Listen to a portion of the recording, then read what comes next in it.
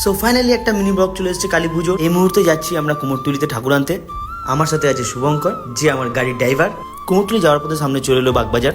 যেতে যেতে তারপর আমি হয়ে গেলাম অবাক। রহা নেই যাতা। তারপর আমি কুমোরটুলিতে করলাম প্রবেশ। সত্যি কথা, ওখানে ঢোকার পর একদম মন শান্তি হয়ে গেল। কিছুটা পথ এগাতেই আমার কিছু বান্ধবীর কথা মনে পড়ে গেল। দেখো তাদের কি সুন্দর দেখতে। খানিকটা পথ এগাতেই মায়ের এই অপরূপ দৃশ্য সত্যি মনকে একদম শান্ত করে দেয়। তারপর গুটি গুটি পায়ে আমাদের ঠাকুরের কাছে পৌঁছে গেলাম। দেখুন কি সুন্দর দেখতে আমাদের ঠাকুরটা। হঠাৎই দেখা হয়ে গেল আমার ভুলু বন্ধু, যাকে পুরো ঠিক এরকমই দেখতে। গাইস, তারপর আমার কিছু ফ্যানেরা আমার অটোগ্রাফ নেওয়ার জন্য আমার পিছু পিছু ঘুরতে শুরু করে দিয়েছে। अरे कहना क्या चाहते हो? তারপর ঠাকুর তুলে আমরা ক্লাবের দিকে রওনা হলাম। তারপর একটা ছোট ইন্টারভিউ দিয়ে আমি হালকার উপর পোজ মারতে শুরু করে দিলাম।